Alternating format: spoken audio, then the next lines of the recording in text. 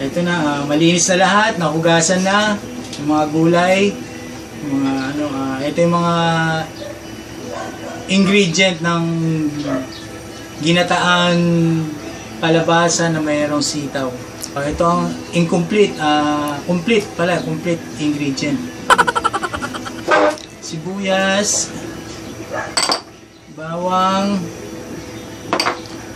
luya, siling haba,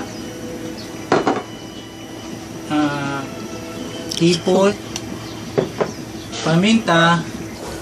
Hindi dapat mawala ang gata na puro siya, isang piga lang siya, puro, hindi pwedeng pangalawa o ano, basta puro na gata.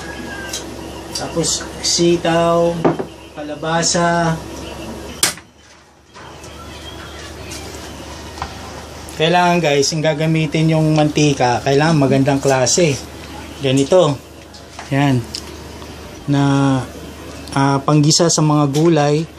Kasi mahirap na kung ano-ano mantikang gagamitin natin kasi.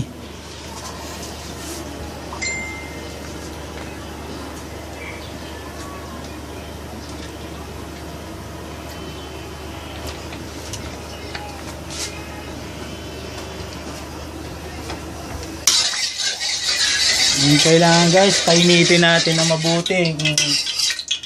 Pumuputok-putok.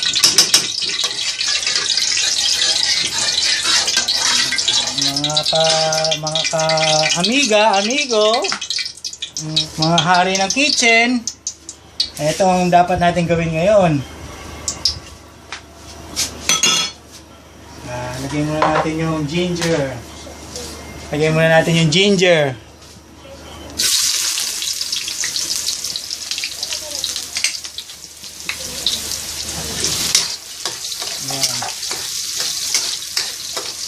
Ginger po ito, niluluto, kailangan maging mabango siya.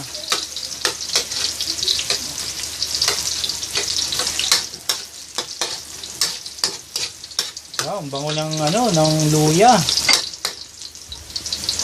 Tapos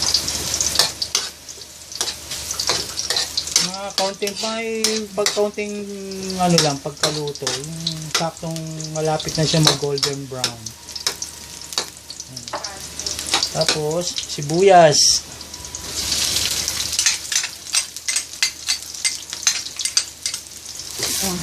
bawang,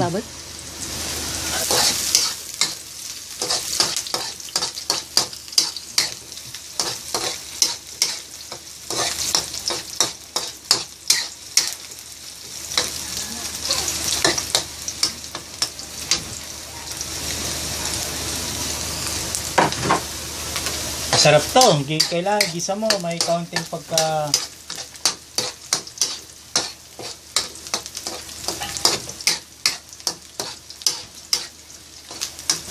tapos gulay na, kalabasa,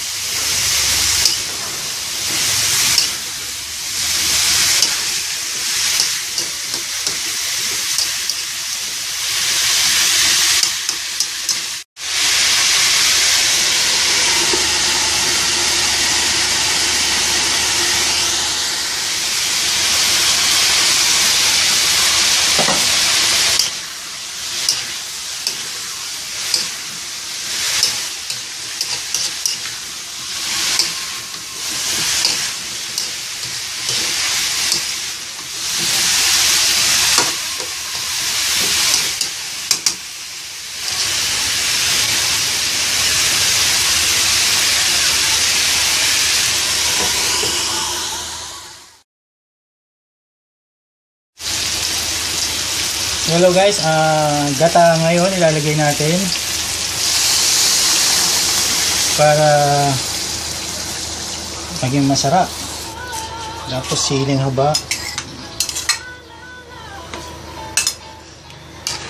Oh, bango.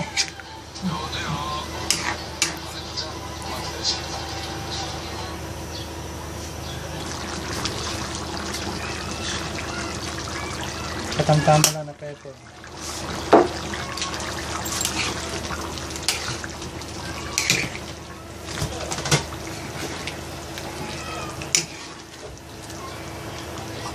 Lumalapot na siya.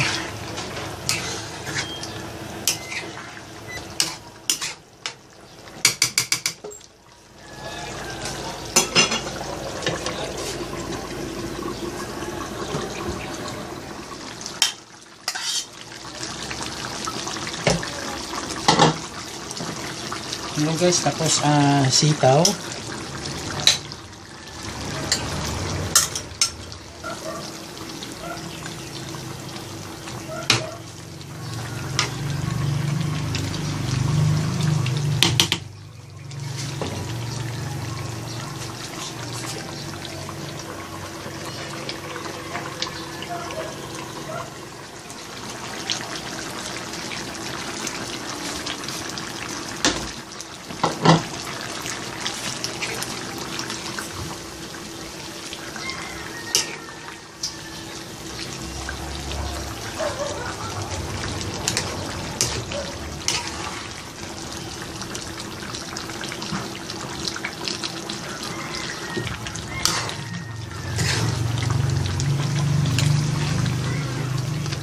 Kailangan halo-haloin natin guys kasi yung ilalim dumidikit.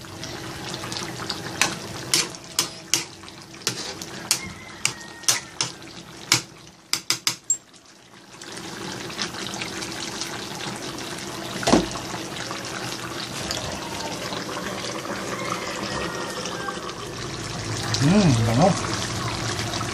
Nililaw na yung gata oh. Nililaw na siya. Tapos lagay natin tong sugpo. Ayan.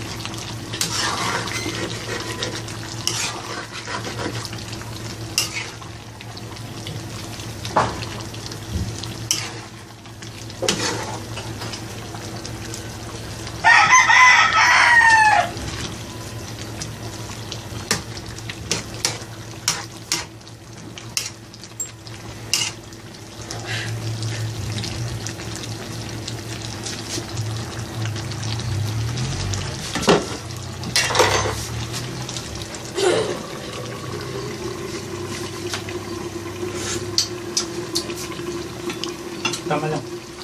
Oh, kulay dilaw na yung sabaw oh. Orange na siya.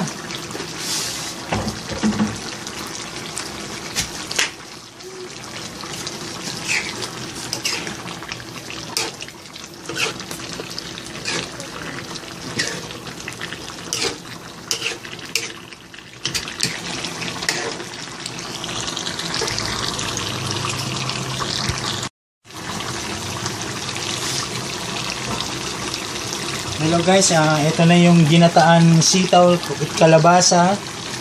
Ano siya, malapot na siya, malasa na. Kaso mas masarap yung i-ano pa natin siya, kaunti ibaba pa natin.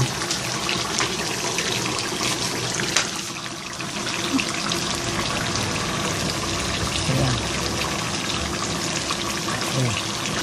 Sarap niyan. Kulong-kulo na talaga siya oh, kulong-kulo. Ang sarap ng pagkakulo niya.